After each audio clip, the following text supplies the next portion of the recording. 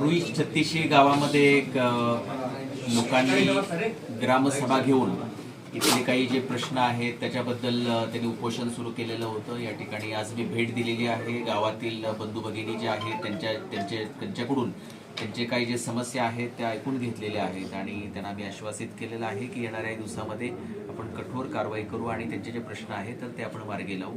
विशेषतः ज्या मी त्यांच्याकडून नावं वगैरे पण लिहून घेतलेली आहेत आणि येणाऱ्या काही दिवसामध्ये आपण ती कारवाई आपल्याला झालेली दिसेल।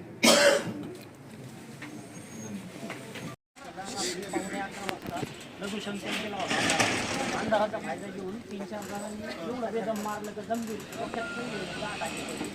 पाठीवर मारले पुन्हा पायावर देखील टाकले एवढा गंभीर मारला का आपण काय अजून काही करत नाही मग फिरतील आरोपी अशी त्या गोष्टीचं कुठेतरी थांबलं पाहिजे कोणी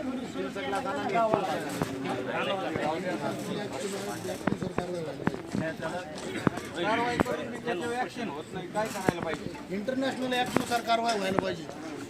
नेपाळचा हे जो कोणी हल्ला झालाय त्याच्या बाबतीत ठीक आहे, त्याला इंडियामध्ये महाराष्ट्रामध्ये रुई 36 मध्ये तलवारीने मारहाण झाली, त्या ऍक्टनुसारच कारवाई व्हायला पाहिजे।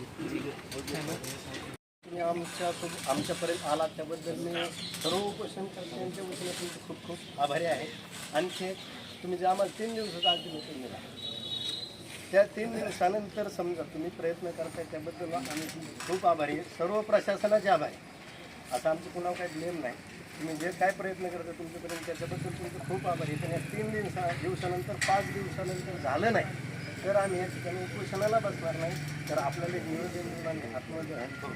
कारण की सर नामर्दाची जिंदगी जिण्यापेक्षा मेलेलं बरं। आपल्या मी एवढंच तुम्हाला सांगतो की ती वेळ येणार नाही, पुढे काय बोलत नाही आपल्याला।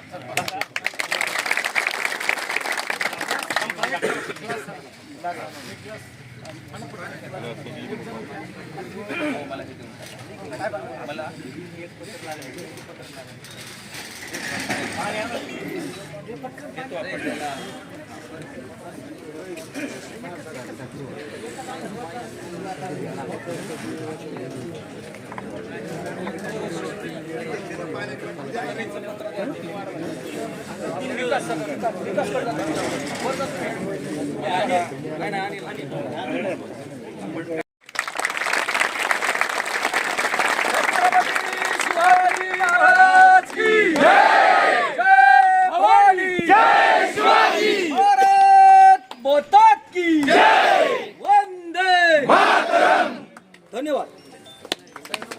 आपण बसूया।